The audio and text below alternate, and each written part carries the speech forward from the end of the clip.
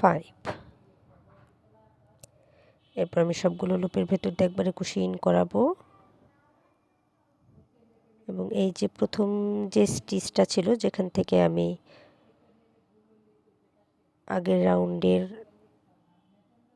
5DC ক্লাসটা start করেছিলাম সেই একই স্টিচে আমি কুশি ইন করাবো এবং একটি স্লিপ স্টিচ দিয়ে নিব। এরপর আমি চেইন করে নিব। আপনারা নেকের ফিতেটা যতটুকু লম্বা করতে চান ততগুলো চেইন করে নেবেন, তবে এখানে 45 চেইন করে নিচ্ছি। আপনারা চাইলে আরও বেশিও করে নিতে পারবেন।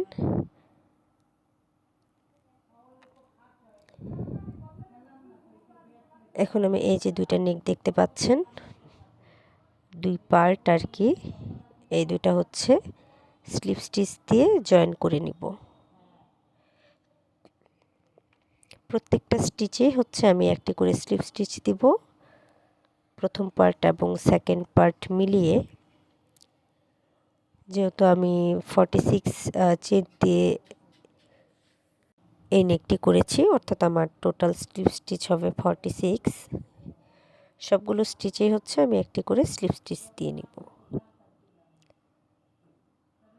এবং এরপর সবগুলো স্লিপ স্টিচ দিয়ে নেওয়ার পর আমি আবারও 45 চেইন করে নিব এবং শেষে 5DC ক্লাস্টারের এই বাবলটা বানিয়ে নিব।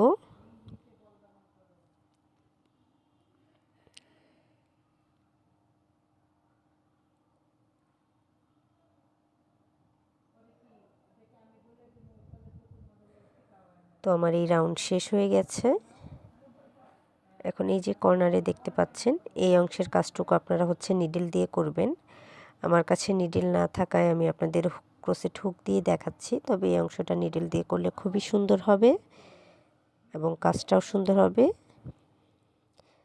আপনারা চাইলে মিডল অংশে ফ্লাওয়ারও অ্যাড করতে পারেন। নিডল দিয়ে যারা সুই সুতার কাজ পারেন তাদের জন্য করলে খুব সুবিধা হবে। তো আমি ক্রোশেট হুক দিয়ে দেখিয়ে দিচ্ছি।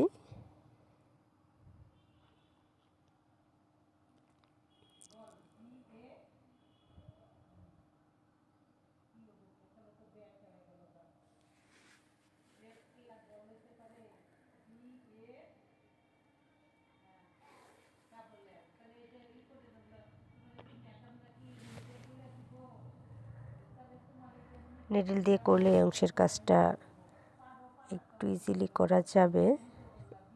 এভাবে জাস্ট সুতাটা দুই সাইডে